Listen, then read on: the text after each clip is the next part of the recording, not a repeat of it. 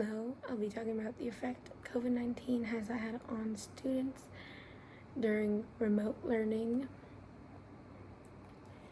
The first thing, falling behind. They did a study of kids K through 12 falling behind in math and reading. Kids were falling behind as much as 5 months in mathematics and as much as 4 months in reading, setting them back tremendously going back to school. My second point is high schoolers became more likely to drop out and most likely in their senior year. And if they did not drop out and ended up graduating, they were less likely to go to college. And if in all of that, they had a high chance of becoming depressed, anxious, and other mental things. 35% of those adolescents' parents in high school were severely concerned for their kids' mental health.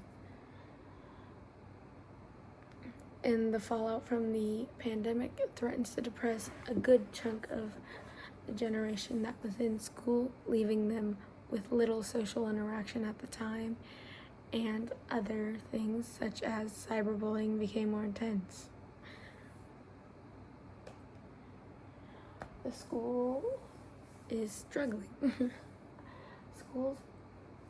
Schools that have moved the kids to the next grade, the students are unprepared and are falling behind on the knowledge, and teachers are having to do double time to catch these students up on things they missed during remote learning.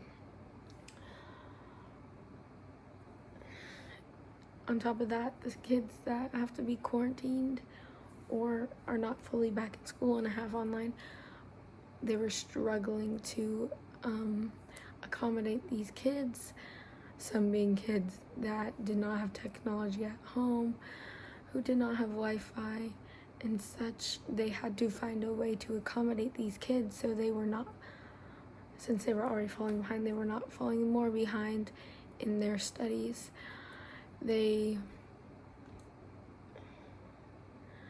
And with that study said 5 to 10% of the students were falling behind, and a majority of them were underprivileged students, were majorly affected by this. The pandemic again has made a huge dent on the underprivileged students, seeing as if they did have Wi-Fi, it was less. They were not eating because some of the kids relied on school lunches to eat, so they were not thriving. The kids with disabilities are not going back to school. Kids that are underprivileged are not going back to school because they cannot anymore. It just doesn't work out for them, and it is unsafe for them.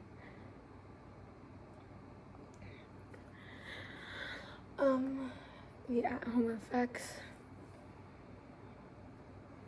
An estimate of 3 million students are vulnerable to this. They're homeless in foster care, have disability, again, are not appearing back in school. And on top of that, family violence was exceeded to skyrocket. So abuse, the kids that could get away from abuse, their parents were also home and they were home, and it did skyrocket into family abuse. Became a huge issue, and so did major depression and other things. There are some things you can do to prevent your kids from becoming depressed or being cyberbullied, or making sure they're just up to date on their studies. Some are checking in on your kids when they are at home studying, checking in, making sure they're not on the screen the whole time, making sure they have time away from school or just away from the computer in general. And just make sure you're talking to your kids are good ways to make sure there are no depression, cyberbullying, they're getting their breaks, and etc. Thank you.